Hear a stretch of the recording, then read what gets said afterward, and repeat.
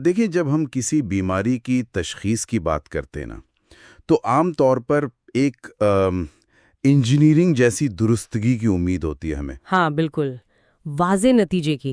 صحیح کہہ رہی ہیں، یعنی ہڈی ٹوٹی تو ایکس رے مشین نے ٹوٹی ہوئی سفید لکیر دکھا دی اور ڈاکٹر نے بس انگلی رکھ کر کہا کہ یہ رہا مسئلہ۔ وہاں ہر چیز کو حصوں میں بانٹا جا سکتا ہے، اسباب بالکل سامنے ہوتے ہیں۔ صحیح بات ہے۔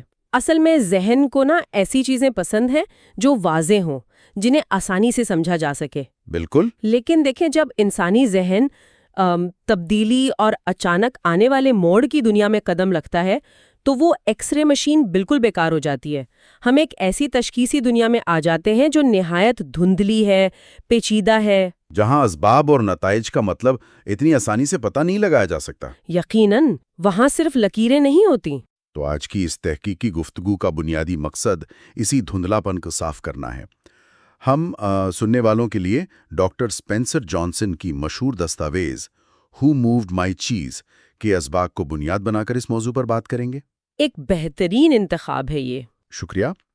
ہم انسانی نفسیات کے اس حصے کو کھولیں گے جہاں تبدیلی کا خوف جنم لیتا ہے، تاکہ یہ سمجھا جا سکے کہ کوئی بھی انسان اچانک آنے والی تبدیلی سے اتنا خوف زدہ کیوں ہوتا ہے، اور اس خوف پر قابو پا کر نئے مواقع کیسے تلاش کیے جا سکتے ہیں۔ اچھا، میں یہاں یہ واضح کرتی چلوں کہ یہ بظاہر ایک سادہ سی کہانی لگتی ہے، لیکن دراصل یہ تبدیلی کی نفسیات یعنی سائیکالوجی آف چینج کی ایک بہت گہری اسٹڈی ہے۔ ہاں، بعض لوگ اسے صرف بچوں کی کہانی سمجھ لیتے ہیں۔ بالکل، اور وہی غلطی ہوتی ہے، کیونکہ اس میں چھپے تصورات ہماری روزمرہ کی زندگی، دفتر اور پیچیدہ رشتوں کی ایسی حقیقتیں ہیں جن سے بچنا لگ بھگ ناممکن ہے۔ تو چلیں اس فریم ورک کے بنیادی تصورات کو دیکھتے ہیں۔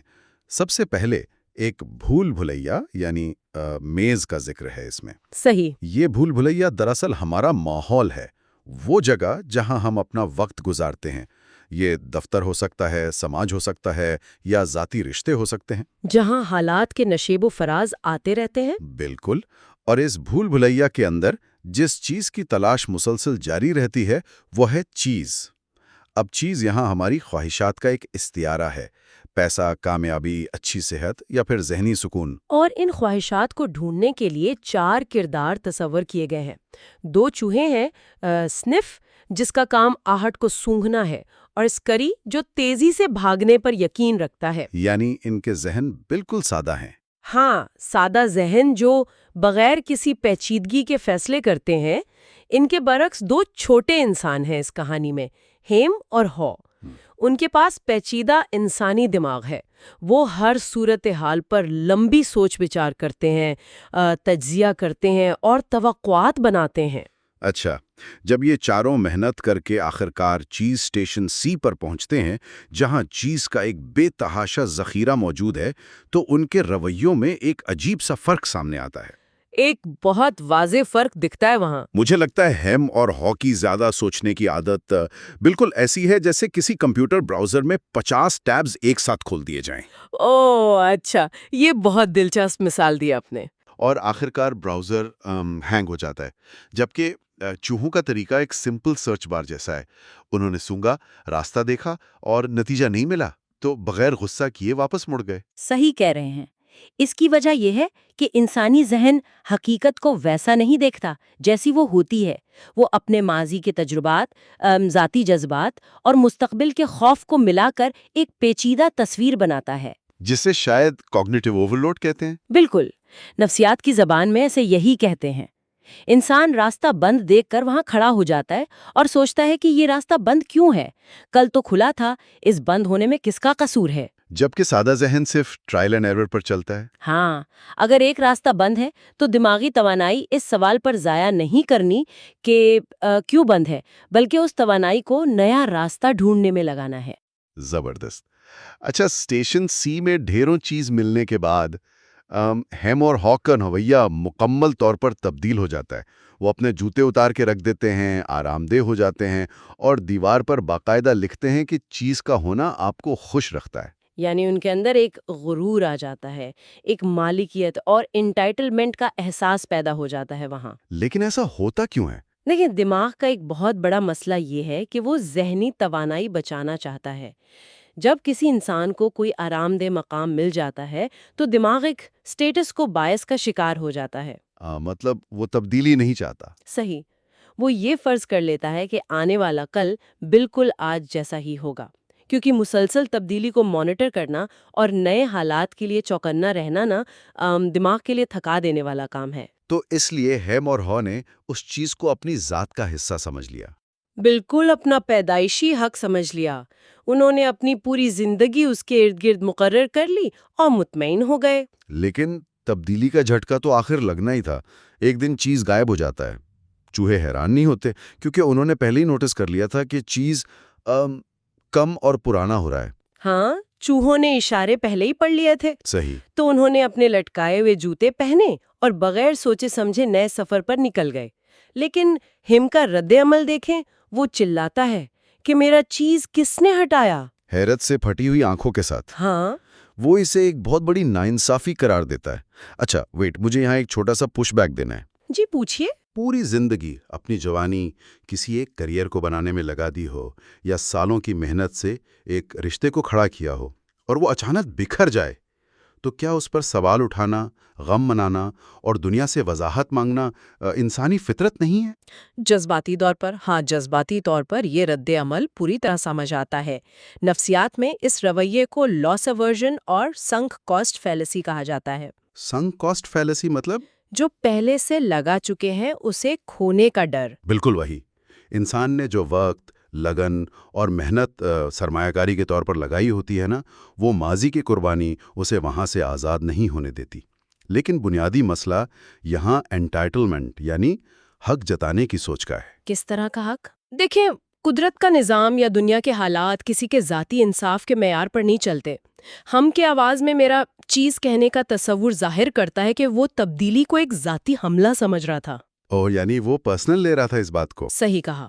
حقیقت یہ ہوتی ہے کہ تبدیلی کبھی اچانک نہیں آتی۔ چیز آہستہ آہستہ کم ہو رہا تھا، سڑ رہا تھا، لیکن آرام دہی نے ان کی آنکھوں پر پٹی باندھ دی تھی۔ تو مطلب گزرے ہوئے کل سے انصاف مانگتے رہنا اس خالی دیوار کے سامنے رو کر کھڑے رہنے کے برابر ہے، جبکہ نیا کل انتظار کر رہا ہوتا ہے۔ ایگزیکٹلی۔ اور اس ناتوجہی کا نتیجہ ہی ہوتا ہے جسے لوگ اچانک آنے والی آفت سمجھتے ہیں۔ اس کا مطلب ہے ہم اشارے اگنور کرتے ہیں۔ جب چیز تھوڑا تھوڑا سڑ رہا ہوتا ہے تو ہم دماغ کو تسلی دے دیتے ہیں کہ بس کچھ دنوں کی بات ہے، کل پھر سب ٹھیک ہو جائے گا۔ اور جب حقیقت سامنے آتی ہے تو انسان وہی خالی دیواروں سے جواب مانگنے لگ جاتا ہے۔ واقعی۔ خیر، اس مایوسی میں آخرکار کہانی میں ایک گہرا موڑ آتا ہے۔ ہاک کا کردار تبدیل ہونا شروع ہوتا ہے۔ ہاک کو اس پوری صورتحال اور خود پر ہنسی آنے لگتی ہے۔ ہاں، یہ بہت اہم مقام ہے کہانی کا۔ وہ دیکھتا ہے کہ وہ دونوں روزانہ اس خالی اسٹیشن پر آتے ہیں، دیواروں کو گھورتے ہیں، روتے ہیں اور پرانے نتیجے کی امید میں وہی چکر کاٹ رہے ہیں۔ میں سمجھتی ہوں کہ خود پر ہنسنا نہ، اپنی غلطی کو دیکھ لینا، تبدیلی کو قبول کرنے کا سب سے پہلا اور سخت قدم ہے۔ انا یعنی ایگو کو توڑنا۔ بالکل۔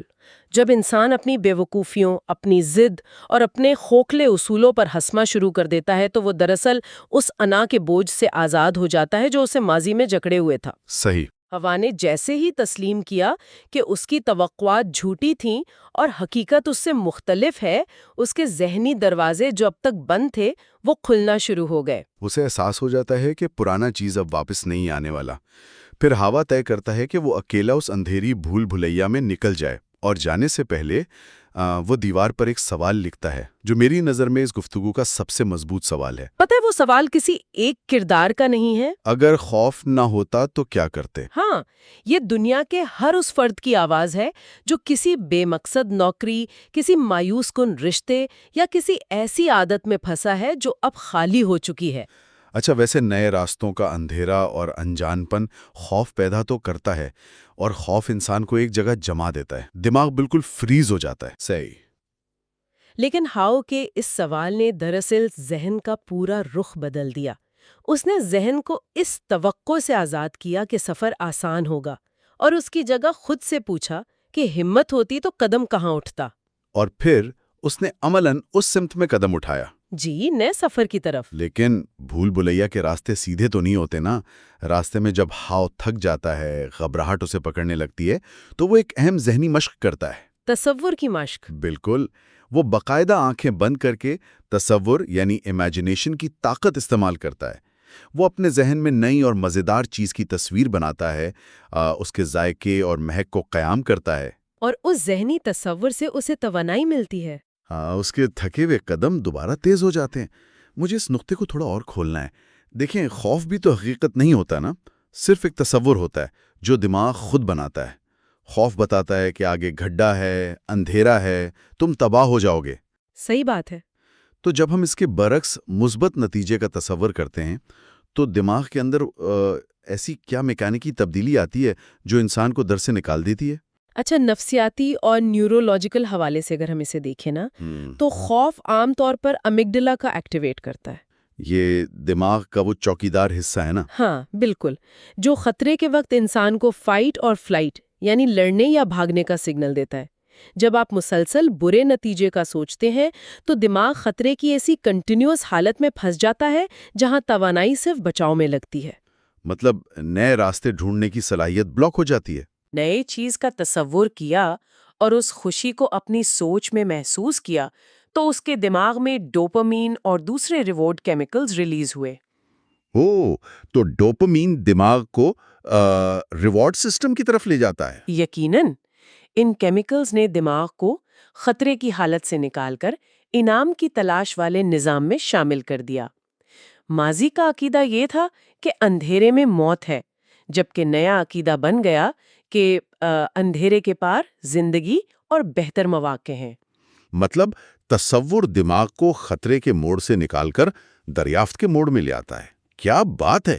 اور اسی تصور اور لگن کی بدولت ہاؤ مسلسل چلتے ہوئے آخرکار چیز اسٹیشن این پہنچ جاتا ہے، جہاں نئے چیز کا بے پناہ ذخیرہ ہوتا ہے۔ ہاں، جو اس نے شاید پہلے کبھی تصور میں بھی نہیں دیکھا تھا۔ اور مزے کی بات، وہاں سنف اور سکری اپنے سادہ ذہن کے ساتھ پہلے سے موجود ہیں۔ انہوں نے تو بس سمپل راستہ اپنایا تھا۔ اچھا، ہاؤ کہ یہ تصور کی طاقت صرف کسی بھول بھلیا یا کہانی تک محدود نہیں ہے۔ اگر ہم حقیقی زندگی میں اس کا اطلاق دیکھیں، تاریخ کے پنوں میں اس انسائکلوپیڈیا کمپنی کا زوال دیکھیں جس کا ذکر اس گفتگو کے سورس مٹیریل میں دوستوں کی بیٹھک میں ہوتا ہے۔ او ہاں، وہ بڑی سبق آموز مثال ہے۔ یہ ایک ایسی کمپنی تھی جس کا بزنس ماڈل سالوں تک بہترین رہا تھا۔ وہ ڈور ٹو ڈور یعنی گھر گھر جا کر انسائکلوپیڈیا کی موٹی موٹی کتابیں بیچتے تھے، جہاں ان کے سیلز فورس کا منافع کافی زیادہ تھا۔ پھر وقت کی بھول بھلیا میں ڈیجیٹل انقلاب نے قدم رکھا۔ انہیں مشورہ دیا گیا کہ اپنا پورا ڈیٹا ایک کمپیوٹر ڈسک پر ڈال کر سستے داموں مارکیٹ میں لایا جائے۔ لیکن کمپنی کی مینجمنٹ نے انکار کر دیا۔ انہیں اپنے ماضی کی کامیابی، اپنے سیلز نیٹ ورک اور پرانے منافع بخش راستوں پر اتنا گھمنڈ تھا کہ انہوں نے نئی ٹیکنالوجی کو نیا چیز ماننے سے انکار کر دیا۔ اس حالت کو نا کوگنیٹو ڈسوننس کہتے ہیں۔ وہ کیا ہوتا ہے؟ یعنی جب کوئی نئی حقیقت آپ کے ماضی کے تجربات اور آرام سے ٹکراتی ہے تو ذہن آرام کو بچانے کے لیے حقیقت کو ہی جھٹلا دیتا ہے۔ ان کا خیال تھا کہ ان کا پرانا بزنس ماڈل ہمیشہ انہیں منافع دیتا رہے گا۔ اور نتیجہ وہی ہوا جو ہونا تھا۔ نئی ٹیکنالوجی آئی، مسابقین آگے بڑھ گئے اور اس عظیم انسائکلوپیڈیا کمپنی کا سرمایہ ڈوب گیا۔ انہوں نے چیز کے سڑنے کی آہٹ کو سننے سے مکمل انکار کر دیا تھا۔ بالکل، ان کی انا جیت گئی اور حقیقت دبو دی گئی۔ اس کے بالکل مخالف سمت میں ایک اور مثال Olympic broadcaster Charlie Jones کی ہے۔ Charlie Jones track and field events کی کامنٹری کی دنیا کا ایک بڑا نام تھے۔ یہ آئیڈینٹی ان کا اپنا آرام دہ چیز تھی۔ صحیح، ان کی شناخت تھی وہ۔ اچانک مینجمنٹ کا فیصلہ آتا ہے اور انہیں ٹریک اینڈ فیلڈ سے ہٹا کر سوئمنگ اور ڈائیونگ کی کامنٹری کی ذمہ داری دے دی جاتی ہے۔ شروع میں ان کا رد عمل بالکل کسی عام انسان کی طرح تھا، بے پناہ غصہ، احساس توہین، اور ایسا لگا جیسے ان کا سب کچھ چھین لیا گیا ہو۔ انہیں لگا کہ ان کے ساتھ دنیا کا سب سے بڑا ظلم ہوا ہے۔ لیکن دیکھیں، یہاں کمال یہ ہوا کہ جب انہوں نے اس دھندلی بھول بھلیا اور تبدیلی کی اس نفسیات کو سمجھا جو اس کہانی میں ہے، تو ان کا غصہ قبولیت میں ڈھل گیا۔ انہیں احساس ہوا کہ ان کا چیز پرانا ہو گیا تھا اور کسی نے اسے ہٹا دیا ہے۔ صحیح، اب ان کے پاس ٹھیک دو راستے تھے، یا تو پرانے اسٹیشن پر رک کر روتے رہتے اور اپنا بچا کچا کریئر بھی ختم کر لیتے، یا پھر نئی حقیقت کو نیا چیز سمجھ کر آگے بڑھتے۔ اور انہوں نے اپنا ذہن بدلا۔ بالکل، سوئمنگ اور ڈائیونگ کی تکنیکوں کو سیکھا، نئی تیاری کی، اور اس نئے رویے نے ان کے کریئر میں ایک ایسی تازگی بھر دی جو پرانے کام میں کبھی پیدا نہیں ہو سکتی تھی۔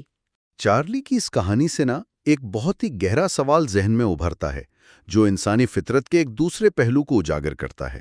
اچھا، وہ کیا؟